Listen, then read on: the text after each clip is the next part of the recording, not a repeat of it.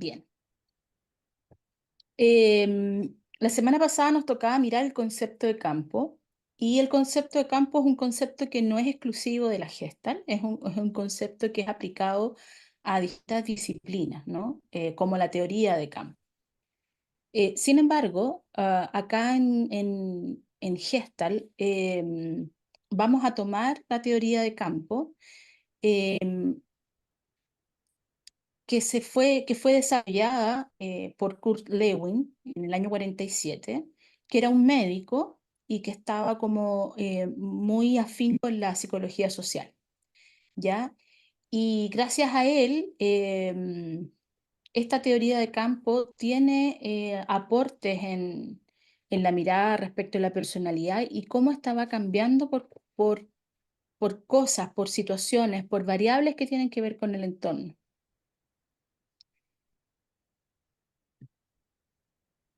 Este personaje, Kurt Lewin, ¿ya?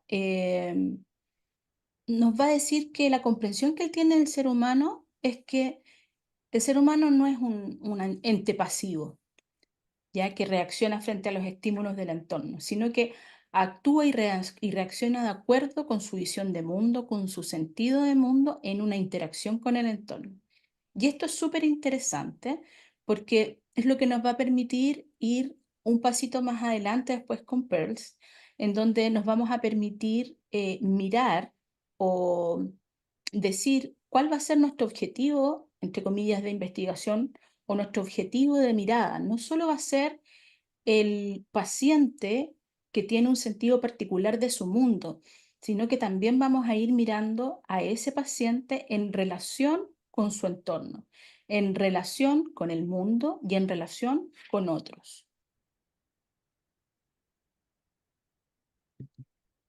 Por lo tanto, va a realzar la importancia del organismo entorno, como les digo yo, centrándose principalmente en el modo en cómo estos se afectan, en su dinámica y en sus cambios.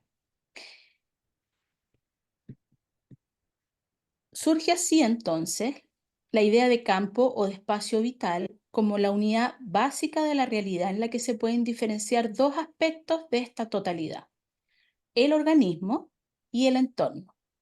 Y a partir de acá nos vamos a permitir explicarnos el comportamiento grupal o individual. El campo es una suma de esto, de organismo y entorno. El campo es completo, es todo lo que vamos a ir observando en la relación del organismo y el entorno, en la relación que se da entre el organismo y el entorno. Entonces, este personaje, Lewin, en su concepción de campo, le va a dar especial énfasis al proceso relacional del ser humano y a su ambiente, y también al sentido personal que cada uno le va a otorgar a este. Ahora, Pearls, cuando toma de Lewin toda esta idea de campo que él aterriza a la psicología social, va a decir que junto con todo esto que dice Lewin, va a establecer que dentro de este organismo entorno, dentro de este campo que se va configurando, va a emerger un self, es decir, va a emerger un sí mismo. Justo en este límite de contacto entre el organismo y el entorno. El campo abarcaría todo esto, ¿sí? Y en este límite que hay, en esta frontera que hay entre el organismo y el entorno, va a emerger el self.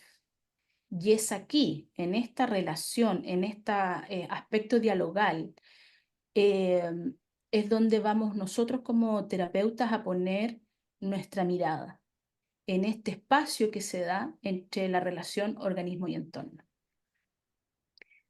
Dice entonces Peirce, que este límite es aquí donde van a ocurrir todos los eventos psicológicos. Es aquí donde nuestros pensamientos, conductas, donde nuestro modo de vivenciar y de enfrentar los acontecimientos del límite de contacto se dan.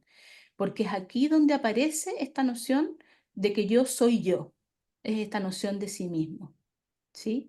Entonces, esta relación es una relación muy importante porque nos va a ir permitiendo comprender al otro y entender quién es ese otro que emerge en este espacio, en este límite de contacto entre el organismo y el entorno. Entonces el campo, ¿qué es lo que va a hacer? Es un todo en donde eh, todas las partes, digamos, organismo y entorno, están en relación y en correspondencia inmediata unas con otras. Ninguna parte queda al margen de la influencia de lo que ocurre en otro lugar del campo. Todo está relacionado con todo. El campo también va a ser un proceso continuo que va a estar en cambio permanente, que va a estar en movimiento permanente. ¿Ya? Em, las personas en sus espacios de vida, por ejemplo, constituyen un campo. Las personas y los sucesos siempre ocurren en un campo. Es decir, nosotros siempre estamos en relación, en un campo en relación. Siempre estamos en una relación con un entorno, por ejemplo, que podría ser un otro, que podría ser mi cultura, que podría ser mi ambiente familiar, mi ambiente laboral, mi pareja, ¿sí? Y eso genera un campo particular, un algo más grande en relación. El campo también es un punto de vista, un punto de partida para ir examinando las experiencias, los objetos, los organismos, los sistemas como partes de una totalidad y de las fuerzas que mutuamente se pueden influir unas con otras, que en conjunto, ¿no? Que juntas todas ellas forman un todo. En Gestalt, el campo siempre está cambiando. El campo fenomenológico lo define el observador y es significativo solo si se conoce en el marco de referencia de él. ¿Qué significa esto? Significa que el campo que yo configuro no es el mismo campo que configura a otra persona. Por ejemplo, el campo que tiene o que está configurando Adriana conmigo en este minuto no es el mismo campo que configura Mao, ni que configura Claudio, ni la Emily, ni Paula. Cada uno de ustedes configura un campo distinto en relación conmigo y en relación con ustedes mismos. Y esa configuración es singular y es significativa solo para ustedes, solo para cada uno de ustedes. Es particular. ¿En cuanto a qué? En cuanto a que cada uno de ustedes le da un sentido particular a esta relación que tienen conmigo, que tienen entre ustedes, ¿sí?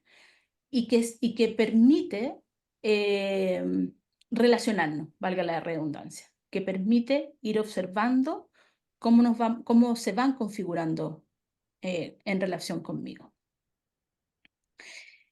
Entonces, la visión de campo nos permite una mirada holista del entorno y del propio organismo, ¿sí? Como una totalidad, no como algo parcial.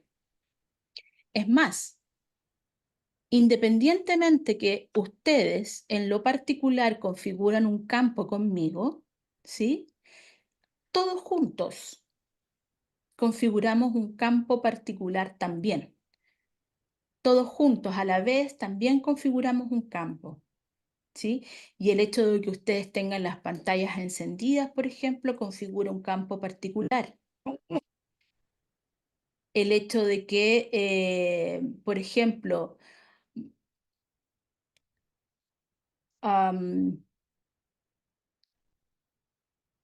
el Mao haya estornudado en un momento X de mi exposición, configura una parte importante del campo en donde yo vuelco mi atención hacia él y dejo, por ejemplo, de atender lo que está haciendo o no haciendo la Emily. Y eso de alguna manera afecta mi atención y por lo tanto afecta también la manera en cómo el campo se va configurando. En el campo incluso podremos ir observando aquellos movimientos o micromovimientos en la mirada gestáltica más europea, más francesa.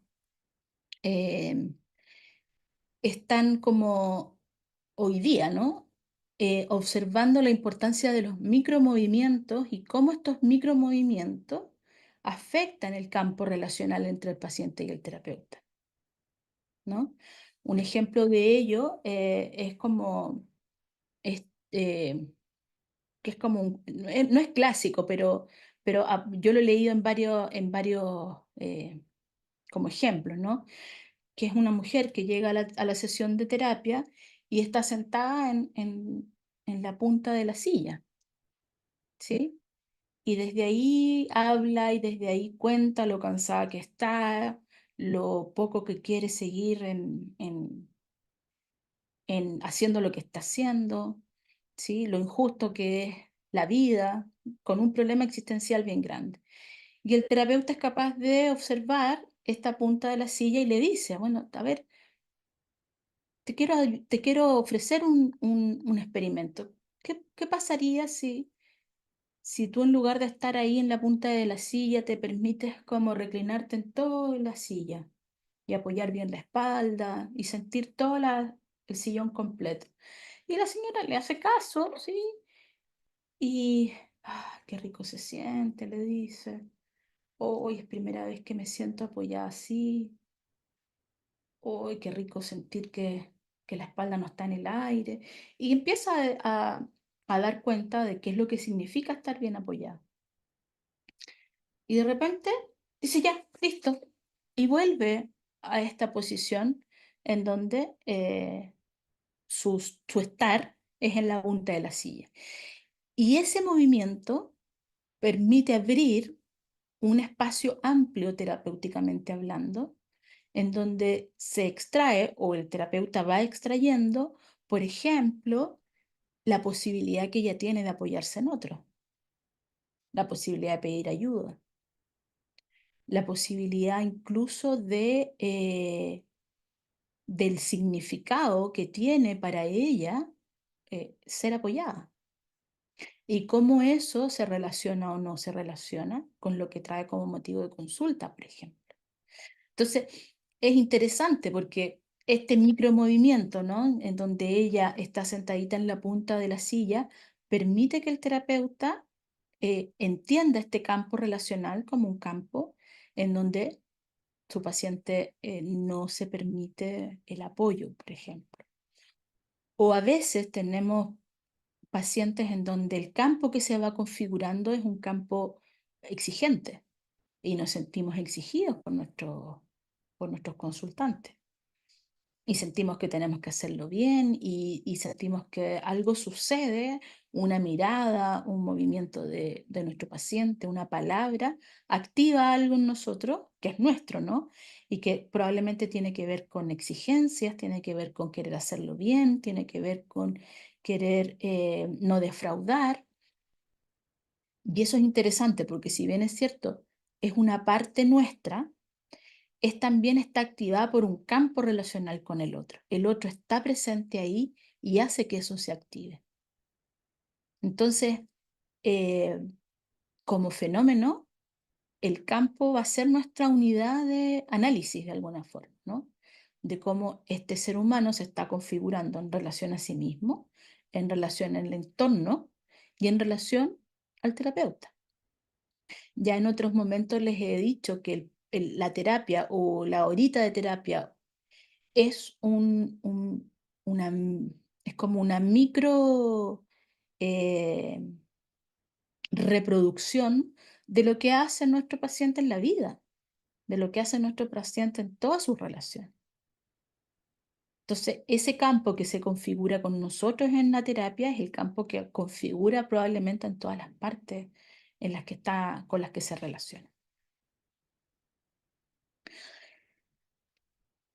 Entonces, ¿qué conceptos vamos a ir comprendiendo desde la teoría del campo? Bueno, este principal, campo, organismo ambiente, organismo entorno, límites, apoyo, figura de fondo, relación dialogal y construcción fenomenológica. Eh, el campo nos permite mirar todo esto, cómo es la relación, por ejemplo, que hace nuestro paciente entre él mismo y los otros, él mismo consigo mismo, él mismo y con el mundo. ¿Qué límites de contacto hay ahí, no? ¿Hasta dónde se pone? ¿Cómo me contacta? El límite de contacto, ¿cómo es? El contacto en general, ¿cómo es? El apoyo, por ejemplo. Es posible que yo apoye, es posible que él se sienta apoyado, él apoya este campo que vamos configurando, que se hace figura en esta relación de ambos. ¿Cómo es nuestra relación? Ahí dice dialogal, ¿no? Y en ese sentido es la relación, es el self que va emergiendo en este espacio dialogal o en este encuentro entre un yo y un tú. Y vamos a ir comprendiendo cómo es la construcción fenomenológica, un poco del sentido de su vida, del sentido de la visión que tiene consigo mismo, con el mundo, con los otros, ¿ya? Entonces son estos conceptos nos van a ir permitiendo observar, o sea, van a ser posible observarlos en la medida en que vamos mirando este campo fenomenológico que se va construyendo. El significado fenomenológico del Mao, dime, Tengo una pregunta, ¿puedo poner la anterior? Un segundito. por supuesto. Tengo dos ¿Esa? preguntas, no sé si son obvias, pero quiero en- ver si estoy comprendiendo. Cuando hablamos Por del supuesto. campo con el paciente y el terapeuta o el cliente y el terapeuta, estamos hablando eh, como la relación que tienen ellos dos, esa relación que se crea entre ambos, esa alianza que se crea entre los dos, que permite que se dé, digamos, ese espacio terapéutico con todo eso que puede suceder allí. Esa es la primera pregunta. Es más que eso. Es más que eso, porque a lo que tú mencionas, esa relación podría ser entendida como vínculo, ¿ya? El campo es más que eso, porque en el campo estoy puesta yo con todo mi bagaje para atrás y quién soy yo, y en el campo estás puesto tú con todo tu bagaje y quién eres tú. Y todo eso se pone en esta relación. O sea, tú no te puedes desprender de ti y de tu entorno y del significado y de las construcciones significativas que has hecho de ti, del mundo y de los otros. Yo tampoco. Y con todo eso llegamos a este encuentro y armamos un campo particular los dos, que es distinto al campo que puedo armar con la Adriana, por ejemplo. Y al mismo tiempo, este campo es particular de este curso, de este momento, de este ahora, porque todos los martes tenemos un campo, que podría ser el campo de los encuentros del día martes, pero todos los días martes es un campo distinto. Este no es el mismo campo que teníamos la semana pasada, pese a que las personas que lo configuran pueden ser las mismas. Porque el que eres hoy día no es el mismo que eres la semana pasada. ¿Te fijas? Entonces, no es solo lo relacional, no es solo la relación que se configura entre un yo y un tú. Es la relación, pero además es todo lo que implica esa relación.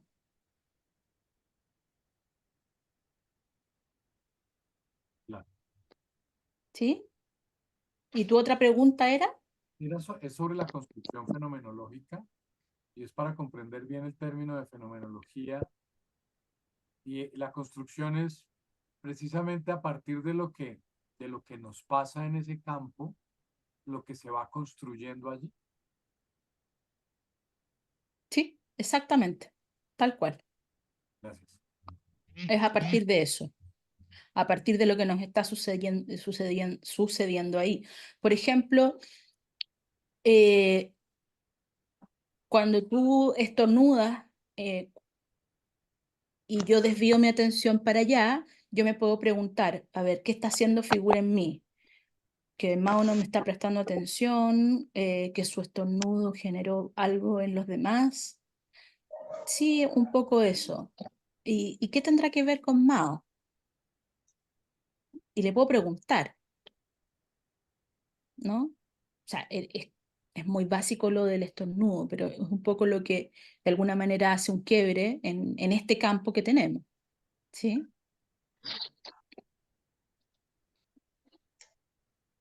Perfecto. Te queda más claro, cierto? Sí, muy claro. Muchas gracias. Perfecto.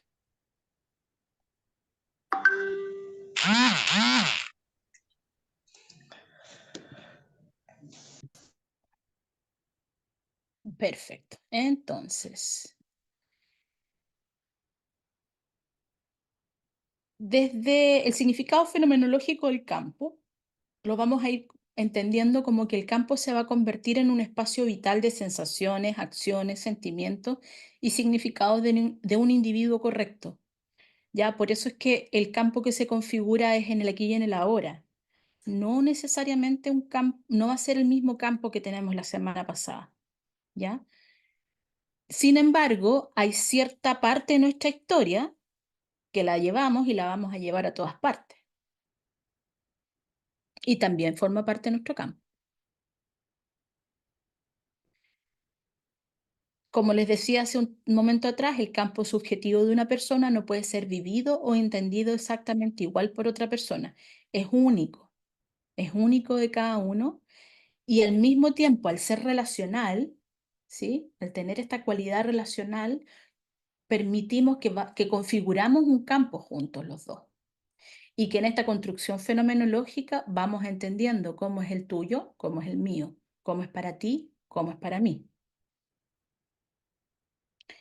Se lo puede investigar apoyándose en la empatía, en la intuición, en conclusiones y otras formas de percepción que habitualmente se utilizan para estudiar el carácter subjetivo de la experiencia ajena. Y acá yo esto lo resumiría en la actitud fenomenológica, en la posibilidad de poner entre paréntesis nuestros juicios y de ir a preguntar, ¿cómo es eso para ti? ¿Qué significado tiene para ti? ¿Sí? Por ejemplo, yo le podría haber preguntado a Mao, como qué ocurre que en un momento importante de mi presentación, eh, como que tienes la necesidad de hacer algo diferente, por ejemplo, ¿sí? Te estoy usando de ejemplo, Mao, no porque me haya inquietado algo, sino que solamente para poder hacer evidente algo que está ocurriendo, ¿ya? Para que no lo sientas como algo que tenga que ver contigo. Está bien, está bien. Úsame de ejemplo. Ya, y van a ver entonces algunos principios de la teoría de campo que se van a ir aplicando también a este campo relacional que vamos a ir construyendo. El primero va a ser el principio de organización, en donde vamos a entender que la conducta va a ser producto de un conjunto de factores. El significado de un factor determinado va a depender de la posición en el campo. Entonces, por ejemplo, si yo tengo un campo en donde intuyo que hay una cierta inquietud o pareciera ser de que algo me está sucediendo con este campo que estamos configurando los dos con Mao, ¿no? En donde yo le pregunto y hago evidente algo que él está haciendo y después digo, bueno, y me surge decirle que lo estoy usando de ejemplo didáctico, no porque tenga algo con él. Entonces, a ver, ¿qué me está pasando a mí, por ejemplo, que tengo la necesidad de hacer esa salvedad? Por ejemplo, ¿qué estoy leyendo en él? ¿O qué estoy leyendo en lo que él me está respondiendo? Que de alguna manera me veo en la necesidad de hacer ese alcance. Entonces, voy como organizando no solo lo que va ocurriendo en esta relación con él, sino que también lo que va ocurriendo conmigo. El campo siempre se va a va a explicar lo presente sin necesidad de buscar las razones en el pasado o en el futuro. Y esto es súper importante porque es un poco lo que nos permite traer a la base esta idea que les digo yo que en la sesión terapéutica se replica un poquitito lo que el paciente hace y ha hecho toda la vida, ¿ya? Entonces, es en ese espacio, en ese microespacio que tenemos de la terapia, en donde al mirar el campo que se va construyendo, que vamos construyendo y que nuestro paciente va construyendo, podemos ir comprendiendo qué es lo que hace, cómo lo hace, ¿sí? Y de qué manera se puede atrever a hacer algo diferente. De qué manera yo lo puedo acompañar a que dé un paso distinto, un paso valiente, a hacer un cambio en esa manera, en esa forma, a mirar, a resignificar muchas veces, ¿no? Por ejemplo, a resignificar o a ordenar. A veces nuestros pacientes, lo digo por la experiencia mía, ¿no? Eh, no comprenden muchas diferencias emocionales, por ejemplo, y entienden la ansiedad, la frustración, la rabia como parte de un mismo proceso, parte como de lo mismo. Entonces, muchas veces ir observando esto que se puede dar en una sesión terapéutica permite ordenar esto es rabia, esto es frustración, esto es pena, esto es miedo. No como algo que lo pongo yo, sino como algo que va apareciendo en el otro a partir de su propio conocimiento de sí mismo. Entonces, muchas veces ordenarlo, ponerle las palabras que corresponden, ya permite un poco como reconocerse y de alguna manera permitirse que vayan apareciendo esas emociones ajustadas, entre comillas, al contexto que estamos viviendo o que ese paciente está viviendo, ¿sí? Hay otro principio que es el de singularidad, en donde cada situación es única. Las circunstancias van a ser diferentes y las generalizaciones pueden convertirse en especulaciones. Ya, quedémonos con la singularidad, que es un poco lo que les digo, el campo que configuramos hoy día nosotros no es el mismo campo que configuramos la semana pasada. Cada situación que se va dando es única y única en ese momento presente, pero que tiene relación, ¿ya? Con el pasado o la manera en cómo nuestros pacientes se van configurando. Em, y, como les decía, el principio de proceso cambiante, en donde la experiencia existe en el momento. eh, Y a propósito del ejercicio que hacía la Paula, ¿no? Como de traer a la actualización este ejercicio que hacíamos la semana pasada, eh, eso que replicaron es de ese momento. A pesar de que era el mismo ejercicio, ustedes se pudieron dar cuenta que la experiencia fue completamente distinta a como cuando la hicieron en, en el ejercicio acá la semana pasada, ¿no? Perfecto. Este principio es interesante porque es lo que me permite decirle al mago qué pasa cuando estornuda, ¿no? No podemos excluir nada del campo, es el principio de relevancia posible. No se puede excluir nada del campo, ni siquiera los factores que parecen irrelevantes o tangente.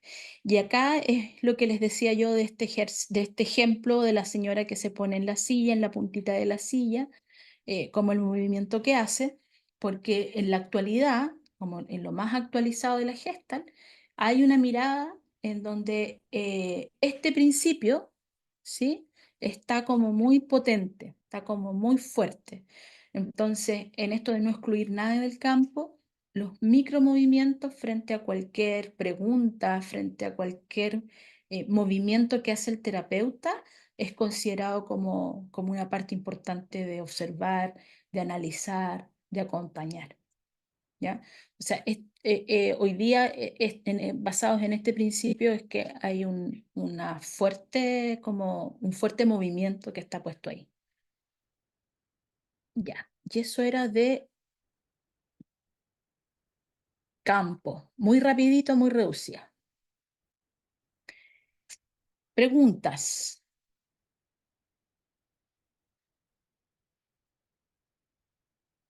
Dudas. Me surge una pregunta, Andrea, más o Dime. menos tengo como la respuesta en mi cabeza, pero igual me gustaría que me sacaras de la duda.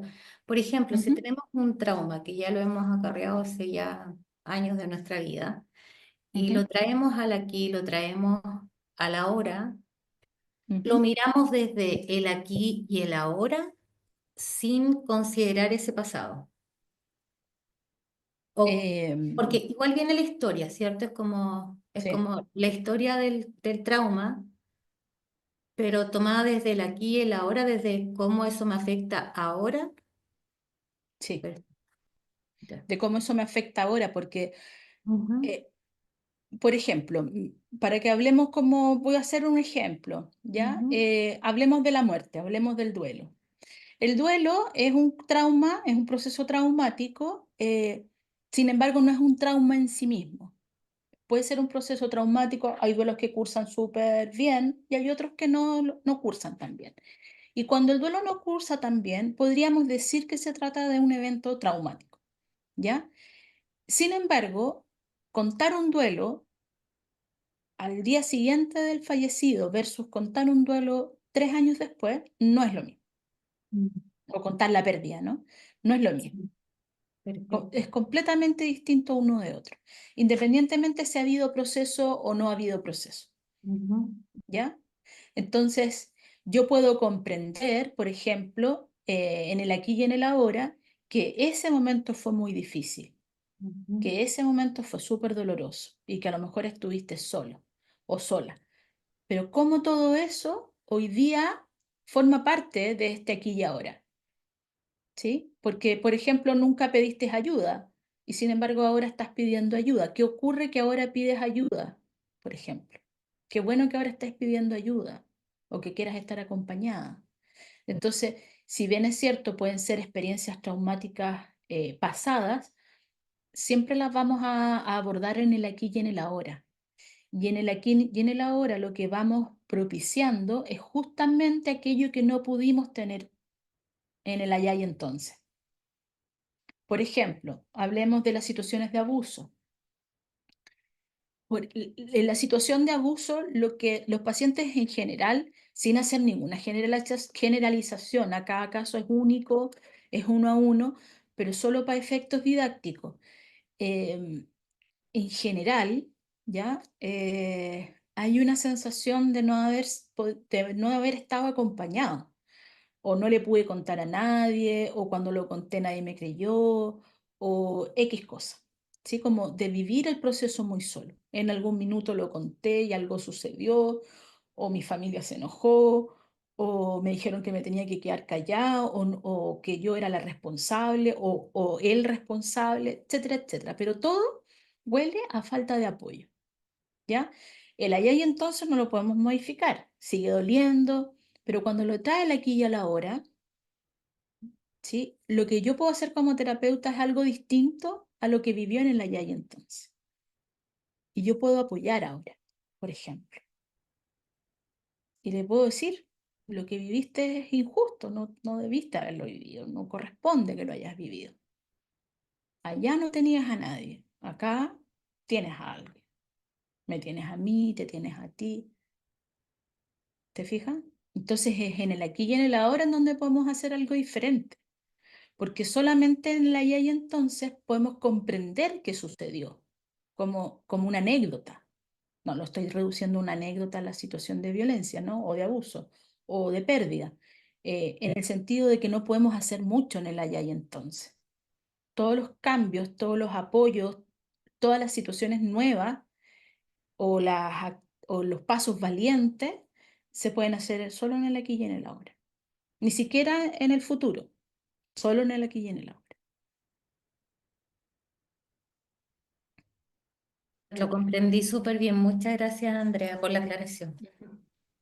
Andrea, pues, hola Jimena. Yo, Hola Jimena, buenas noches. Sí, disculpa la demora, pero no tenía el link. Bueno, y hay varias cosas, ¿no? Una consulta, reflexionando en lo que estás compartiendo. Se analiza a Ujú, la persona en el aquí y en el ahora y se ve la situación emocional en el aquí y en el ahora. Y una cosa que la que me encuentro y me pasa con varias es cuando los familiares también acompañan en el proceso, no necesariamente en la terapia, pero sí están conviviendo en el proceso. Entonces, una como consejera a veces da unas pautas también a la familia, ¿no? Comprensión, porque estamos en el aquí y en el ahora. Pero la familia vive en el pasado o vive en la historia de la familia. Entonces, a veces no es tan fácil decirles, veamos a tu mamá o a tu papá en el aquí, en el ahora, sino ellos tienen el recuerdo de la personalidad de su familiar. ¿Me explico? ¿Cómo manejar en esos casos? Porque a veces sientes como que te divides con la familia o eh, me estoy encontrando con esa situación, ¿no? Los hijos acompañan a una madre en duelo, yo acompaño a la madre en duelo, pero cuando observo o aconsejo algunas disposiciones de comprensión o atención, ellos juzgan desde el pasado, ¿no? No, pero mi mm. mamá No, es asá, y asá, y asá, ¿no? mm, Entonces ya la vas a mm, conocer. Entonces, mm, no me ayuda mucho a enfocarme en el aquí, en el ahora, y me hace mm, poder discutir más en el pasado. ¿Me explico? mm, mm. ¿Cómo manejar eso? Sí, me surgen dos cosas a partir de lo que tú preguntas. Primero, tener súper claro quién es nuestro cliente, Ujú, ¿ya?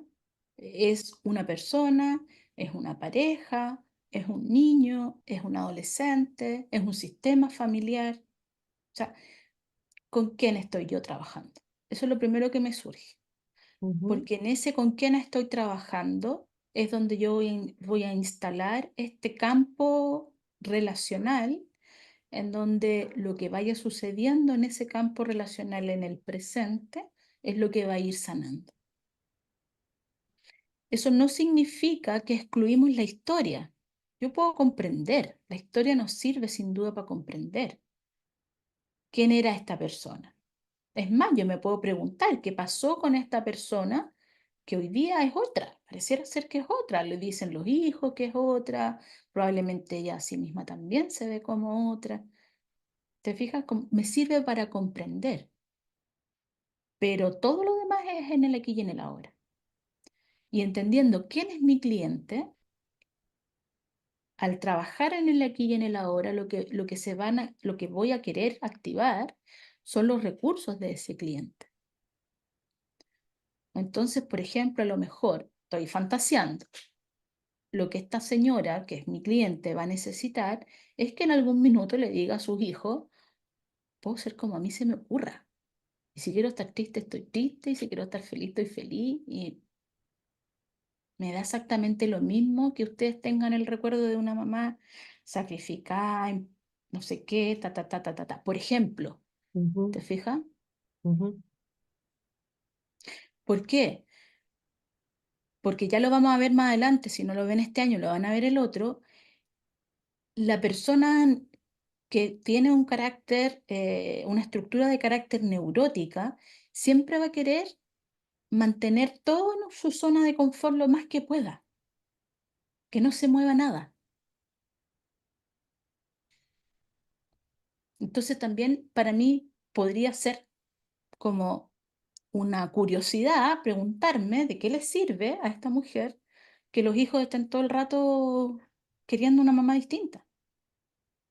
¿Será que a través de eso la ven? ¿Será que a través de eso se siente acompañada?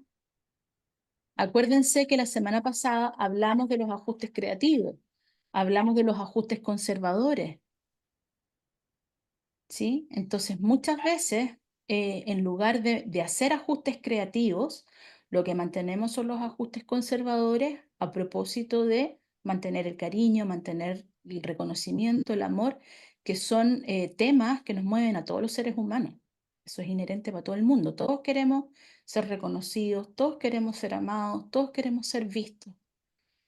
¿Te fijas? ujú,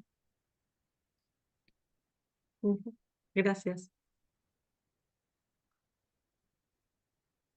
Entonces yo voy a apelar a tu ajuste creativo, para que puedas mirar nuevamente esa situación con esto que te estoy diciendo, ¿no? Como no perder el norte de quién es mi cliente, quién es mi paciente. Eso es fundamental, porque incluso con la terapia con los niños o con adolescentes, muchas veces también se pierde un poco el foco. Y llegan los papás y te dicen lo que yo quiero, lo que yo necesito es esto. Y muchas veces lo que el papá necesita es algo totalmente distinto a lo que el niño quiere o necesita. ¿Te fijas? Sí, eso yo lo veo mucho cuando no es el cliente el que directamente busca tu ayuda, sino son los familiares, ¿no? O sea, ya sea que el hijo es adolescente o menor de edad y no es el que ha pedido el psicólogo, sino son los padres que te llevan al psicólogo. En este caso son los hijos que piden la terapia para la madre, ¿no? El acompañamiento. Entonces, es como, si yo me centro en que el cliente es la persona que estoy yo mirando.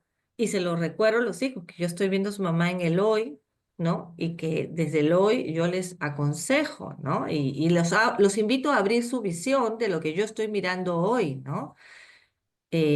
Pero bueno, es lo que yo me estoy encontrando, ¿no? O sea, creo que es romper Exacto. esquemas también a ellos o hacer cambios que se juzgan, pues es cuando las heridas se comienzan a abrir, se abren en los hijos.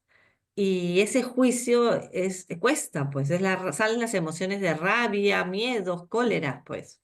Exacto, pero es que justamente desde ahí, desde esa mirada que tú estás haciendo, podrías perfectamente recomendar una intervención para el sistema completo, porque Así podrías es. decir el sistema completo está sufriendo y en la medida en que el sistema no se sane, va a ser muy difícil que solo una persona se sane. ¿Te fijas? Como Sí, eso me doy cuenta, que ya uno está acompañando a los hijos que siguen también necesitan ayuda, ¿no? exacto, entonces como desde ahí establecer los límites bien claros, ¿no? Hablábamos del que el campo nos permitía introducir el tema de los límites. Ujú, Y ya, ese límite a mí me parece importante, ¿no? ujú, De ir observando quién es mi cliente y de qué manera, si yo veo que se necesitan más actores, pongo ese límite también. Yo estoy atendiendo a un paciente que a mí me está costando mucho y lo supervisé clínicamente y la supervisión fue, bueno, hasta dónde quieres tú llegar también con eso, hasta cuál es el alcance que puedes tener.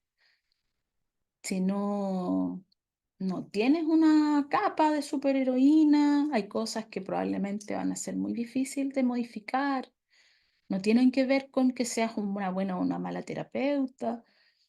¿Te fijas? Entonces también como mirar hasta dónde es el alcance real que podemos, que podemos acompañar.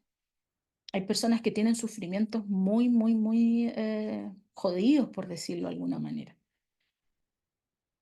¿Te fijas? Y de repente nos encontramos con eso y es complejo. No, depende de más cosas también. Y una de ellas es que ellos también quieran, por ejemplo, hacerse terapia o que el eso, paciente quiera hacerse terapia.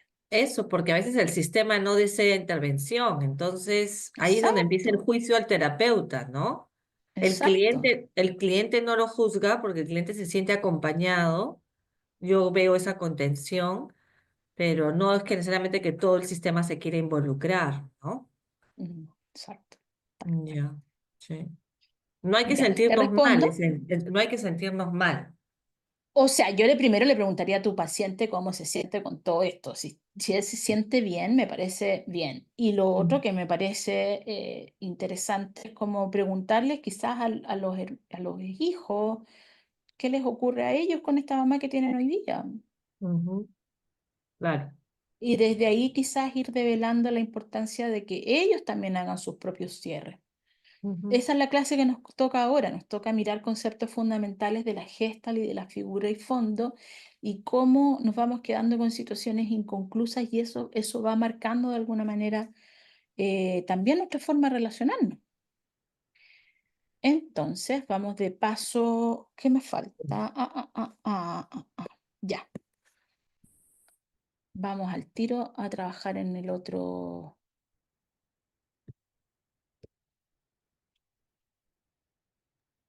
Tengo una pregunta técnica, Andrea. Tú hablaste de un Dime, ensayo y yo no sé sí, dónde está.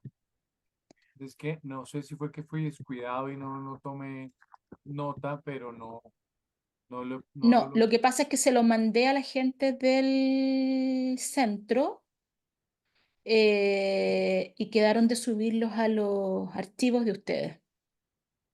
Ya. Creo que yo revisé un material que mandaron en Drive y creo que no está. ¿Alguno lo ha ¿No está encontrado? todavía? ¿Alguno sabe si está o no está?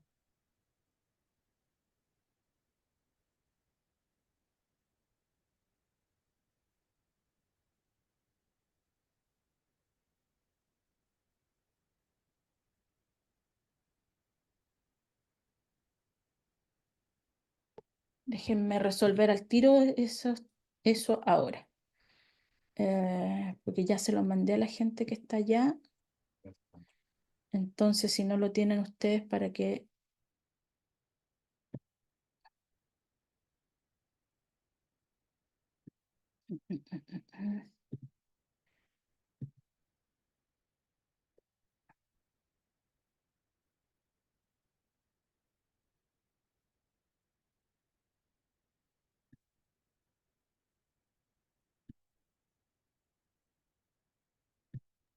Yo creo que tú puedes compartir el documento por Zoom, creería yo, ¿no? ¿Por supuesto? No, se los acabo de compartir por el WhatsApp. ¿Me confirman que les haya llegado, por favor?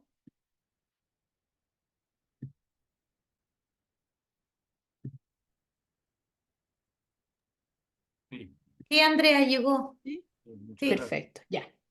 Maravilloso.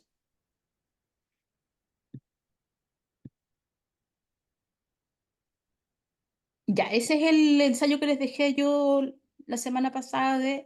Es una revisión teórica del concepto de campo desde distintos autores y cómo eso se van relacionando con la mirada desde la gesta.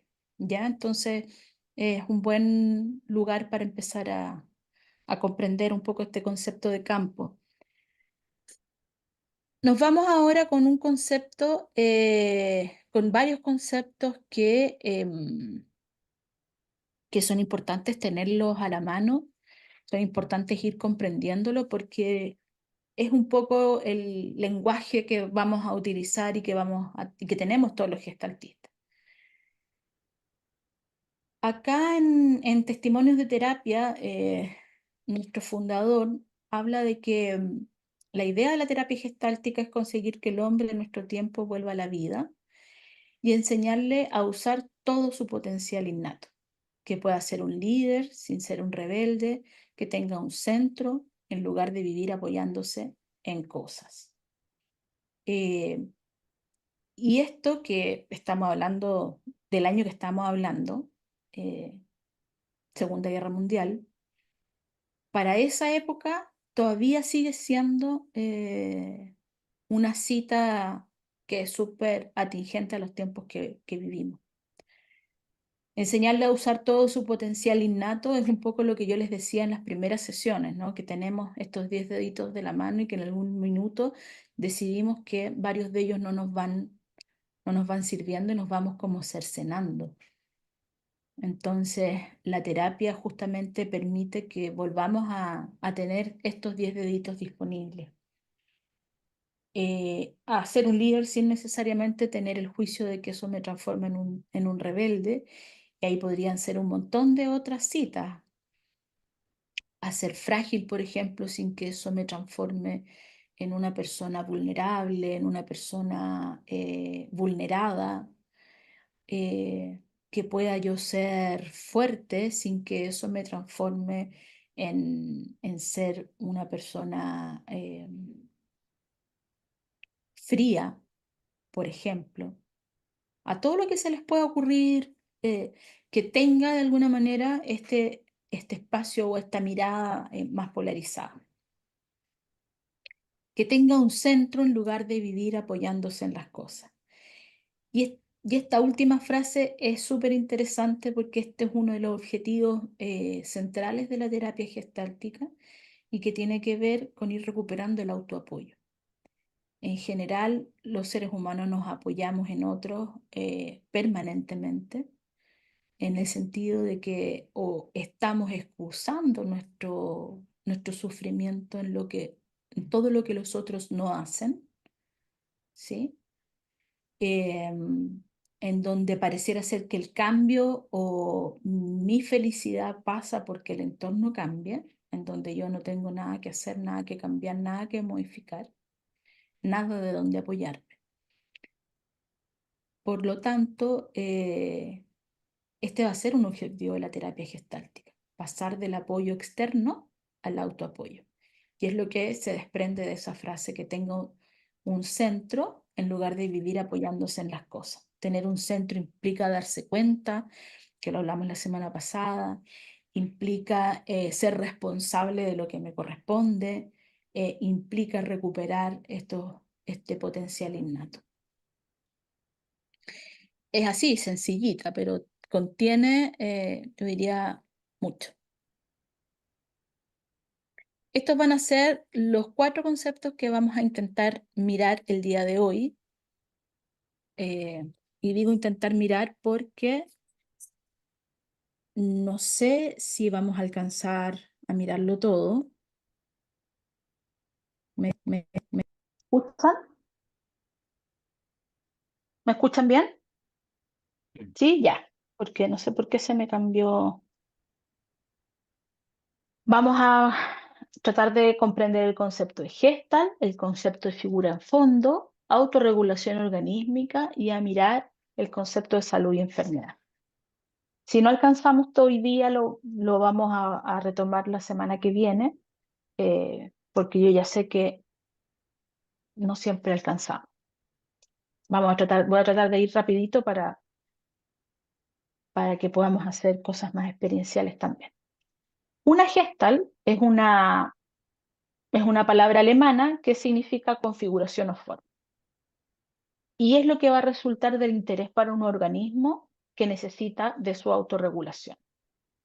Una Gestalt es la creación de figuras de las cuales un organismo puede dar cuenta. Una Gestalt es un problema no resuelto o una tarea específica no aprendida, que origina una tensión. Entonces, ¿qué vamos a entender por la Gestalt? La Gestalt en sí va a ser esta necesidad que tenemos como seres humanos de ir configurando algo en una totalidad. En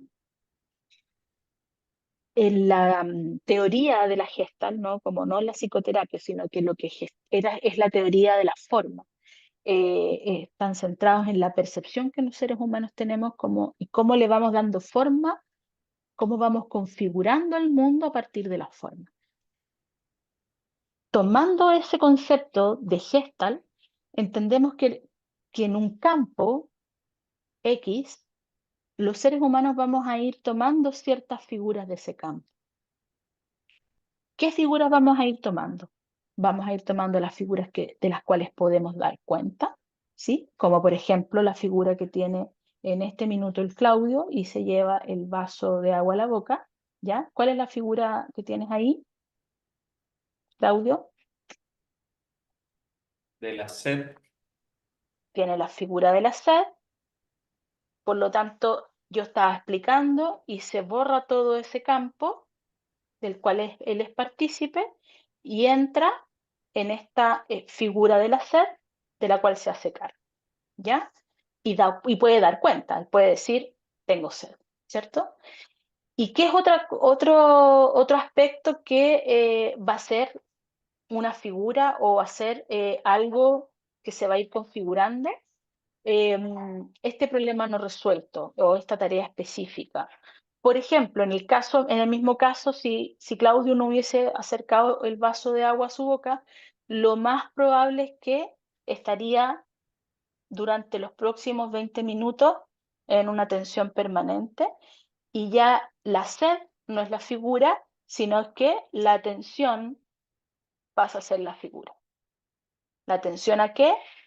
A una figura no resuelta, una situación, a un problema no resuelto, en este caso lo entendemos como a una necesidad. La idea central de la Gestalt, entonces, consiste, como les decía, en configurar un todo, algo completo en sí mismo, un entero. Por ejemplo, a cada uno les voy a preguntar rápidamente, Mao, ¿qué ves acá?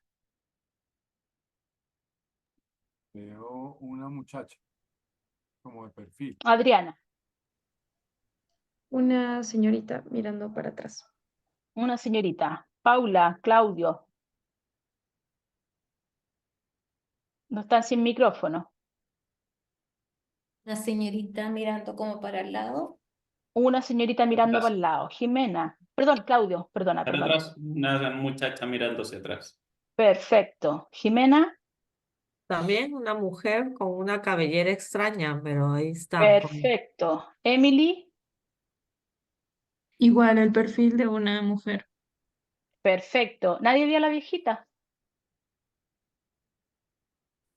Ahí tiene su nariz, ahí tiene su boca, su cabellera, el pañuelo, un hombro, el otro y una pluma. Viejita. Esa es la mujer, pues, ¿no? No, la mujer está ahí, mira, ahí está el perfil de la mujer mirando hacia atrás, pero Sí. aquí está la señora. Ay, no la veo. ¿No la ves? Ya, tarea para la casa. Entonces, eso es lo que hacemos los seres humanos. Configuramos el mundo en un todo, en algo completo, ¿sí? Y podemos configurar tantas cosas como personas existen. Lo que ustedes ven no es lo mismo que yo veo. Y no tiene por qué ser así. Porque el como yo configuro es, dijimos, individual, singular, personal, ¿sí? Lo importante es que lo configuro. Entonces, la Gestalt quiere ser completada. Si no es así, quedamos con estos asuntos inconclusos, como por ejemplo que Claudio no se haya hecho cargo de su necesidad de ser, y estos asuntos inconclusos siempre van a ir presionando y van a querer ser completados. Después vamos a entender por qué quieren ser completados. Y no, después no, al tiro. Van a querer ser completados, ¿por qué? Por esta idea de la autorregulación organísmica. Creo que lo habíamos hablado un poquito la semana pasada. Todos los organismos tienden a la autorregulación. Entonces, de alguna manera siempre el asunto inconcluso va a presionar por querer ser completado. Ahí hay un ejemplo, supongamos que hemos tenido una discusión con alguien, realmente nos enfurecemos y queremos vengarnos. Esta necesidad de venganza presionará hasta que concluyamos la situación. Bueno, la venganza no es buena, mata el alma y la envenena, pero a veces, más que venganza, el hecho de poder decir mi opinión o que no me parece o que me siento de tal forma con esto que tú estás diciendo en una discusión, más que una venganza es la posibilidad de poder cerrar esta como diferencia que puedo tener con un otro, ¿ya? Y muchas veces, o sea, ¿cuántas veces hemos escuchado, oh, y si después que me quedé, después que pasó todo, le podría haber dicho esto, podría haber dicho esto otro, y empiezan a aparecer un montón de discursos que uno dice, bueno, ¿y por qué no lo dije en el momento? ¿Ya? Entonces la situación, perdón, los asuntos inconclusos van a presionar siempre hasta que nosotros hagamos algo para poder concluirlo. ¿Es muy sencillo deshacerse de la Gestalt? Sí, sí, digo sí, porque requiere el proceso de darse cuenta, ¿ya? Y darse cuenta de lo que es obvio. Y aquí entramos como en una sutileza. ¿Por qué? Porque en general los seres humanos no nos damos cuenta de lo obvio, sino es que le damos rienda suelta a lo que imaginamos. Entonces yo puedo imaginar que el bostezo de la Jimena significa que está aburrida de mí. ¿Te fijas? Entonces, puta, está aburrida de mí, a lo mejor estoy hablando mucho y me tengo que apurar un poco más. No, ¿Cuál no. es mi gestal? No, sí sé. Vuelvo a decir, estoy ocupando estos elementos para poder hacer la clase un poco más didáctica, ¿ya? Para que lo puedan ver. Pero no es que yo me sienta así, solo estoy haciendo una representación de aquello. ¿Por qué? Porque los seres humanos enganchamos con lo que imaginamos, con lo que está en nuestra cabeza, ¿sí? Lo obvio es que para ti en tu ciudad son las 7 de la tarde, has trabajado todo el día y estás cansado como yo, o tienes un bostezo como yo, ¿te fijas? No, no necesariamente tiene que ver conmigo. Entonces, ¿es sencillo deshacerse de la gestal? Sí. Sin embargo, muchas veces el deshacerse de ellas implica em, darle espacio a algo imaginado, no necesariamente a algo real, no necesariamente algo obvio, ¿ya? ¿Y por qué? Por el concepto que está aquí. Todo neurótico es una persona que no ve lo obvio, no ve lo obvio. ¿Lo comprendieron o hay alguna pregunta?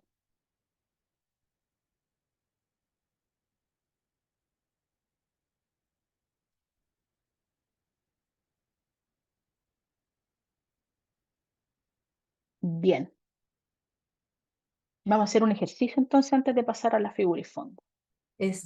Una consulta, Andrea. Dime. Eh, Esto de dar rienda suelta a la imaginación Ujú, y no ver lo que realmente es obvio, está ujú. vinculado porque a veces es intuición, ¿no? A veces también es, uno ve algo intuitivamente o eso ya es otro lenguaje. No, uno puede ver algo intuitivamente, pero acuérdate que en nuestro primer encuentro, ¿qué les dije yo? Lo intuitivo hay que contrastarlo. Sí, claro, tiene que, claro. Yo le Mm, tengo que preguntar, yo puedo intuir que tú estás, ¿cómo se llama? Aburrida. ujú. Entonces, en lugar de quedarme con la idea y cerrar mi gestal y decir, hoy me voy a apurar un poco más y no sé qué, Lo te puedo aterrizo. decir, Mm. oye, que estoy muy aburrida, ¿qué ocurre? Porque yo cuando bostezo es porque estoy aburrida, por lo general, ¿no? Yo, Andrea Redondo, puedo ir a ti, te puedo decir, ¿qué te ocurre? ¿Estás muy cansada? ¿Necesitas algo? ¿Te fijas? A lo mejor mi tono está siendo muy monótono para ti. Puedo ir y preguntar. Por supuesto que la intuición nos sirve, pero no Ok, podemos dar por hecho nuestra intuición. Tenemos que ir a contrastarla. Tenemos muy que ir a bien. preguntar. Ujú.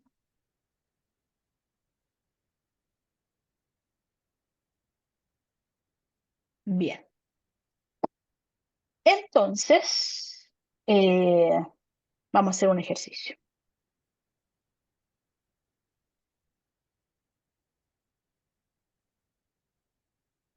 Y para eso van a ponerse cómodos en donde están y van a cerrar un poquito sus ojos.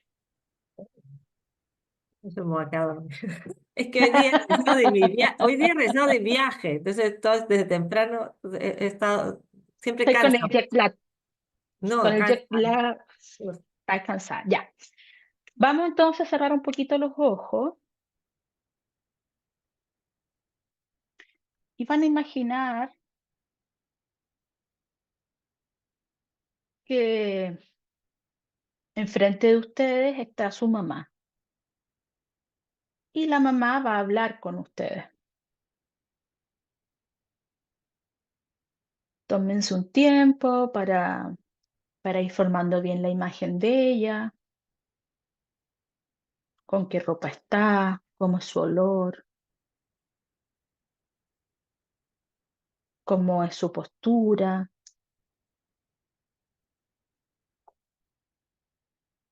cómo los mira.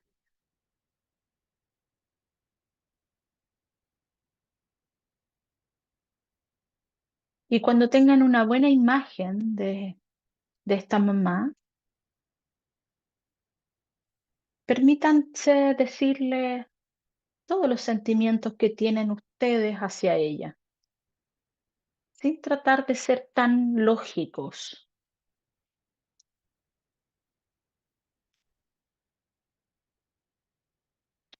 Hablen de un sentimiento a la vez y tómense un poquito de tiempo para experimentar este sentimiento.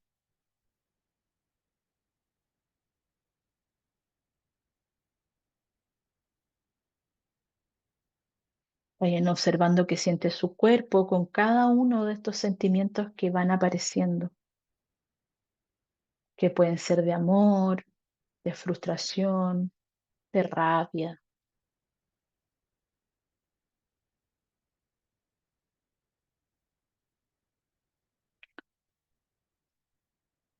Y vayan experimentando su propio flujo de ir pasando de una emoción a otra.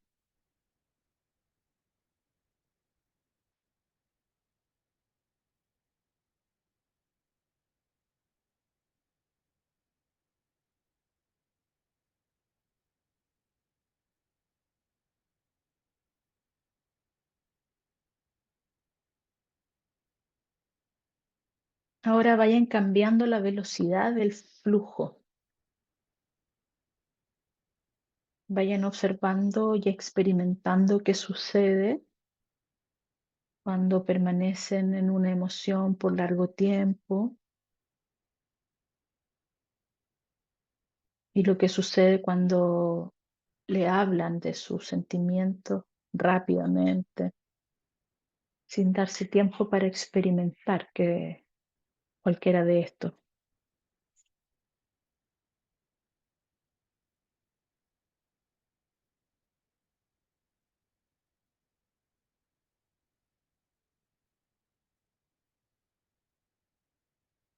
Vayan jugando con este flujo entre quedarse por un tiempo en una emoción y pasar por todas las emociones lo más rápido posible.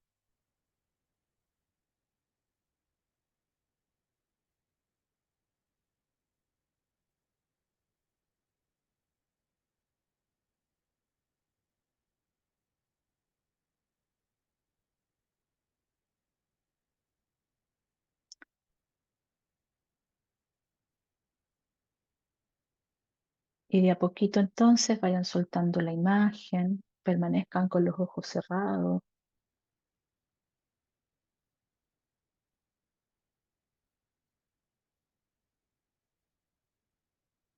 y vayan observando si hay algún cambio en sus emociones a medida que se van forzando a fijarse en una figura.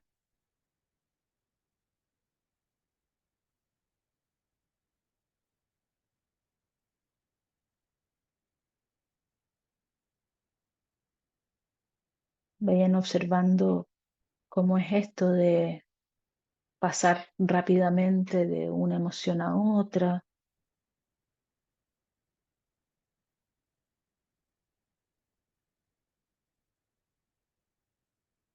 y de que se van dando cuenta.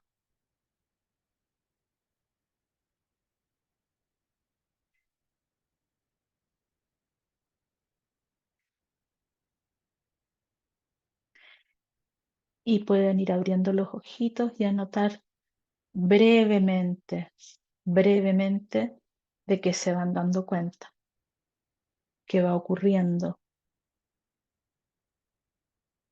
Permítanse registrar la experiencia en sus cuadernos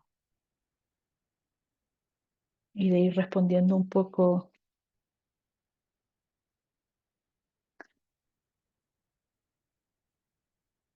qué van experimentando cuando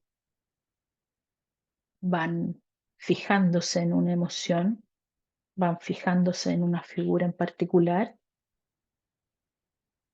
y qué ocurre al ir pasando rápidamente eh,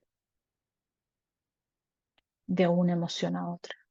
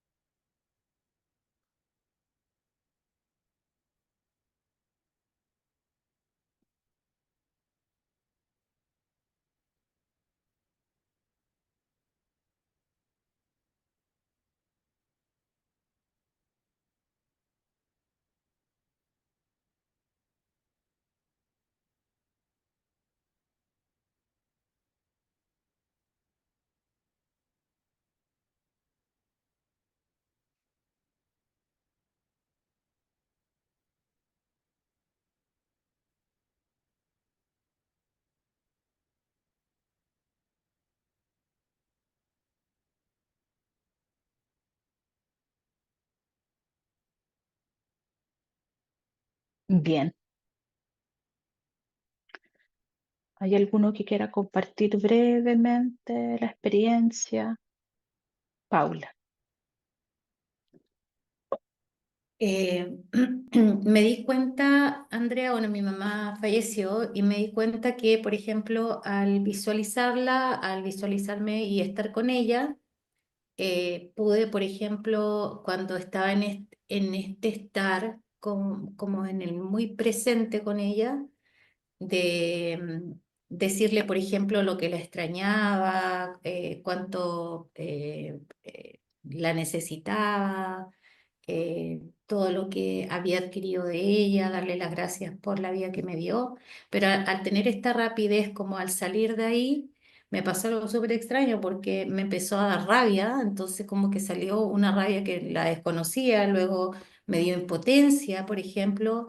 Luego de eso volví a bajar como esta velocidad, a estar ahí de nuevo con ella y me volvió de nuevo como esta melancolía, esta tristeza de Mm, extrañarla. Y así fluctuó, mm, de eso me pude dar cuenta, como que el pasar a otra o hacerlo como rápido me permitió fluir a otra emoción que mm, desconocía que estaba en ese espacio, mm, entonces logré captar otras cosas. Es lo que puedo mm. compartir. No sé si tú quieres compartir. Súper. ¿No?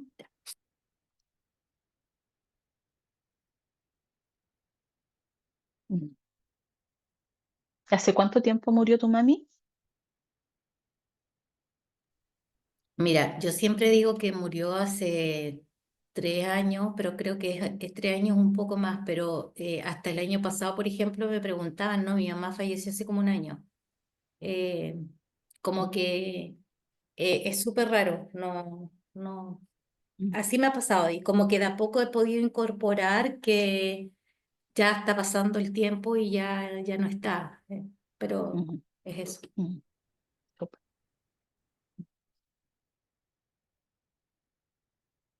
¿Alguien más que quiera compartir brevemente?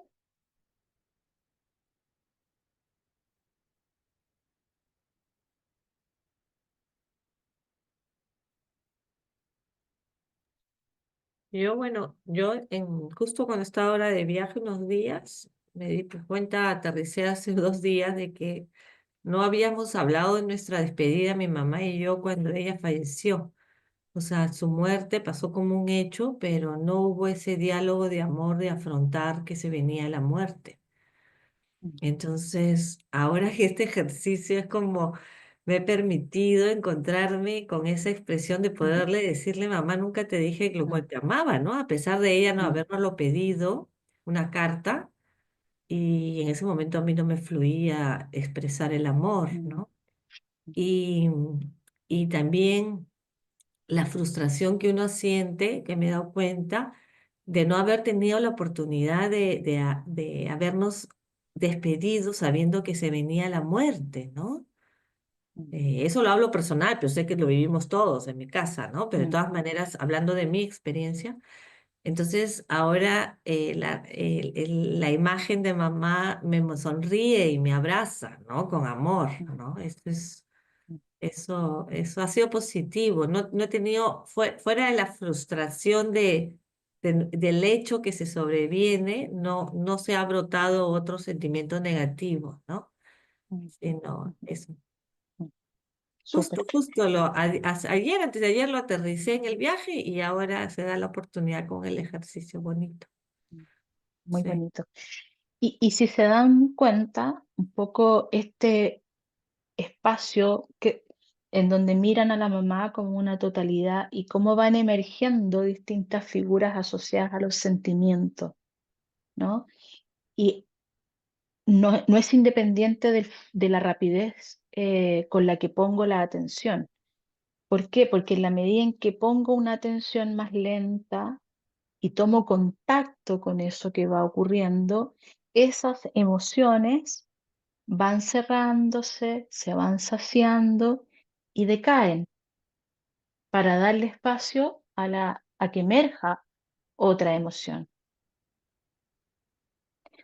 Cuando no tomamos contacto suficiente con aquellas cosas que nos hacen figura, ¿sí?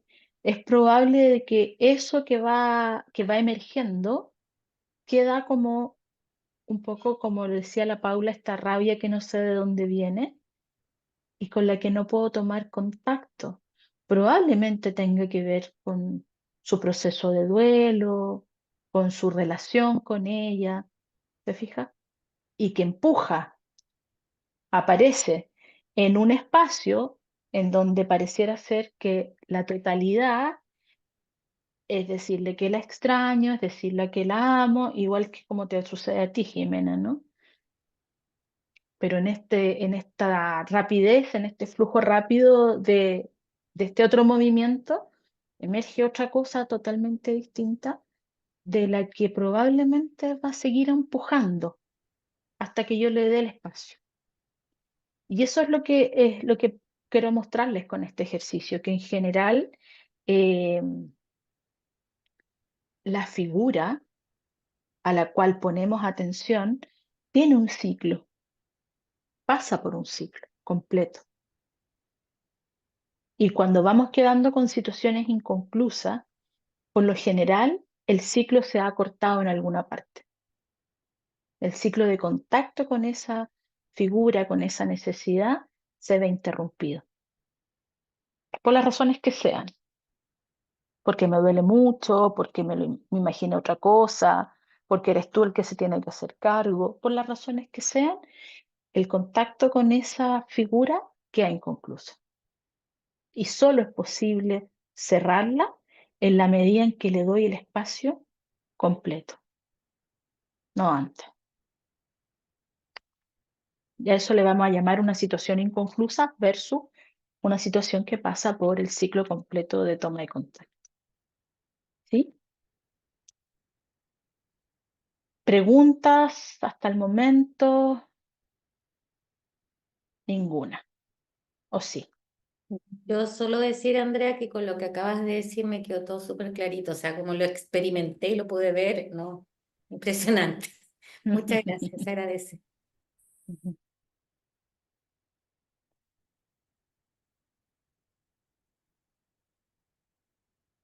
Estamos viendo, ¿cierto? Sí, perfecto. Ay, ¿qué hice? Ya. El siguiente concepto, bueno, tiene que ver un poquito con esto que estábamos hablando a partir del ejercicio, ¿no? Figura y fondo. La relación entre figura y fondo es la diferenciación y focalización de la atención en una parte del ambiente. O sea, creo que con el ejercicio es más fácil comprenderlo, ¿no? En un lugar de centralidad e importancia para el organismo sin que se pierda el contacto de este organismo con el resto del ambiente. El campo o la experiencia consciente se descompone entonces en esta figura y fondo. La figura que podemos ver acá, que es este candelabro, se destaca por sobre el fondo, ¿sí?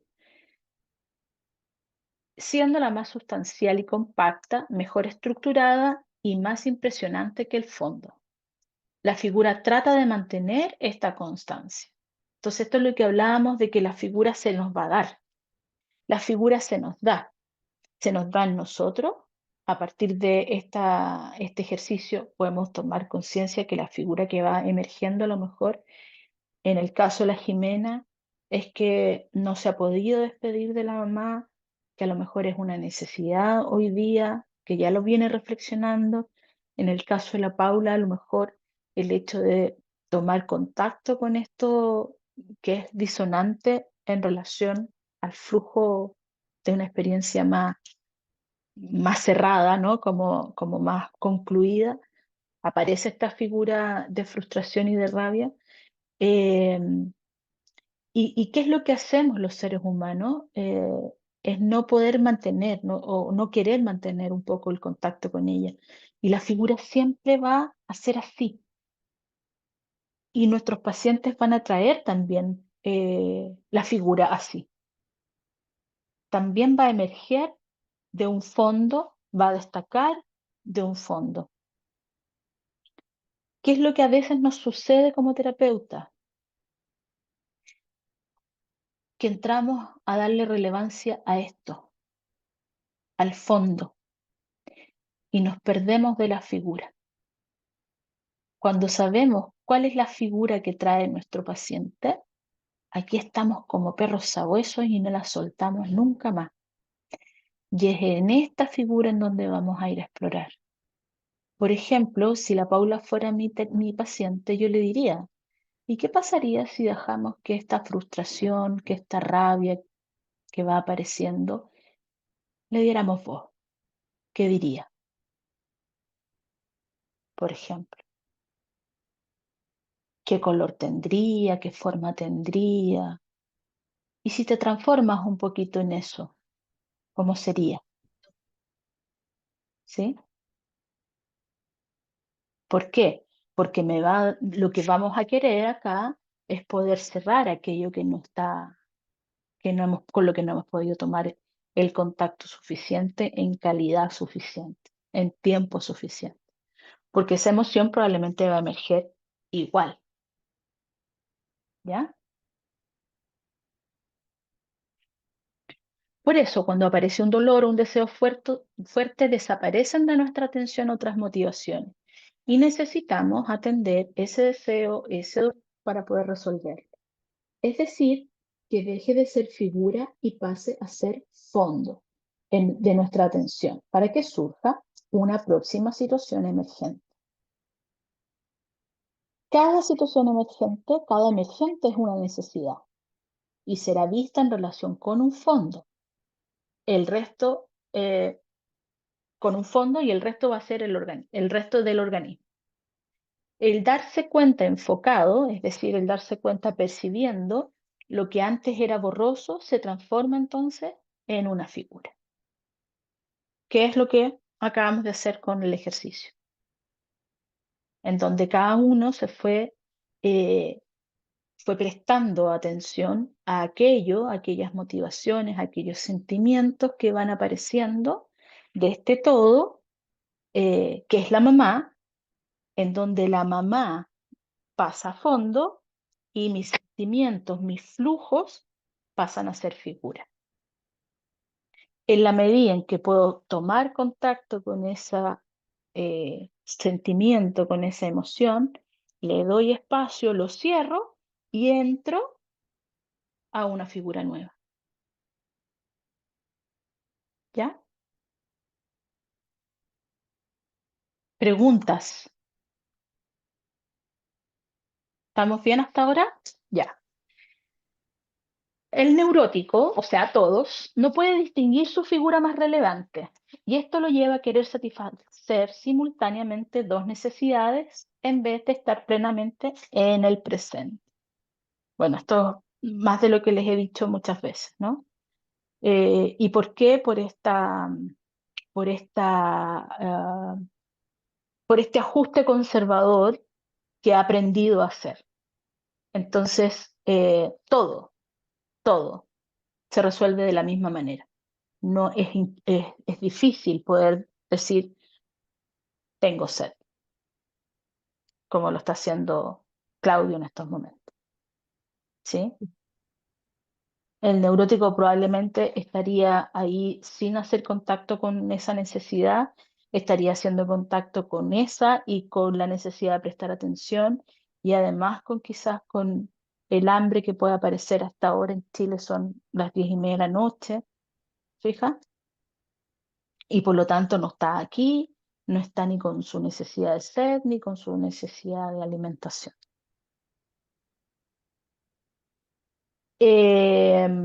La autorregulación del organismo se vincula con las figuras que emergen del fondo, se satisfacen o agotan y vuelven al fondo, dejando el espacio para la aparición de la próxima. La alternancia de necesidades es un ritmo vital que nunca se agota, es decir, siempre estamos en contacto con una necesidad, siempre, siempre, siempre, siempre. Desde las más básicas, que serían nuestras necesidades fisiológicas, hasta las más sutiles, por ponerles un nombre, que es esta necesidad de amor, esta necesidad de reconocimiento y de valoración.